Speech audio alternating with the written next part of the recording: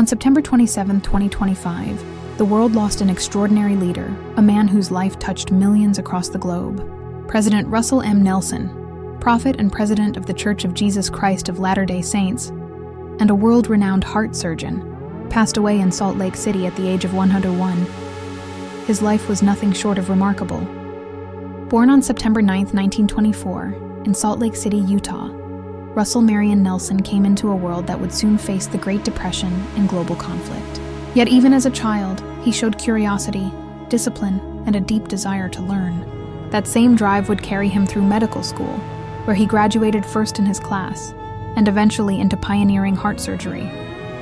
In 1955, he performed Utah's very first open heart surgery, a groundbreaking achievement that saved countless lives and changed the future of medicine.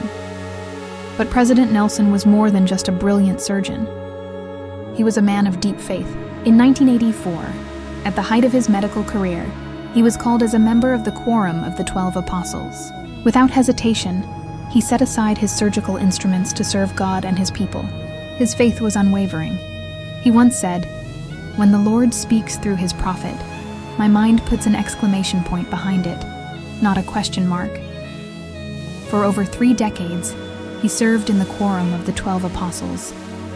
Then, in January 2018, he was set apart as the 17th president of the church. From that moment forward, President Nelson's leadership brought sweeping changes, deep compassion, and a renewed focus on Jesus Christ. During his nearly 8 years as president of the church, he announced 185 temples, more than half of the temples in church history. He traveled to 35 nations, addressed world leaders, embraced children, and comforted those who mourned. He guided the church through the global pandemic, urging people everywhere to find healing through gratitude and faith. His message to the world was simple but profound. Come unto Christ, find joy, choose eternal life. Those who knew him best describe him not only as a leader, but as a man of extraordinary kindness.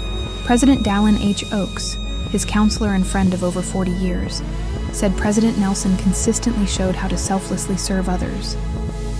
President Henry B. Eyring said that when President Nelson walked into a room, it immediately felt brighter, because he carried with him the light of Christ.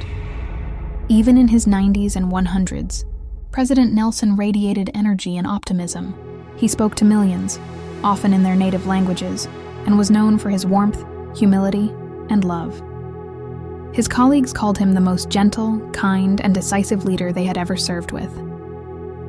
Beyond his public service, he was a devoted husband and father.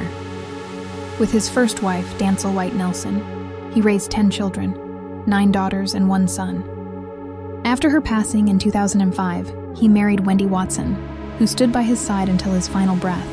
His children remember him as a man who gave his all to every role in life, whether as a surgeon, a church leader, or simply as their dad at home. President Nelson's life teaches us that greatness is not measured only by accomplishments, but by the love we give and the faith we live. He once said, "The most important question we must all answer is this: to whom will I give my life?" For him, the answer was always Jesus Christ.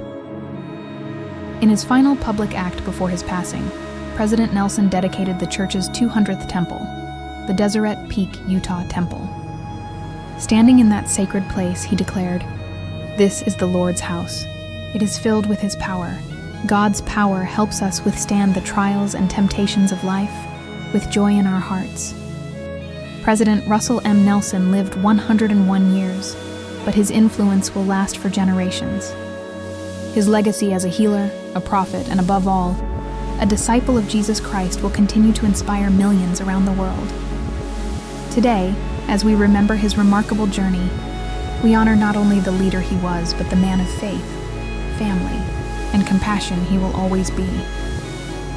May we carry forward his message, to choose Christ, to choose joy, and to live with love.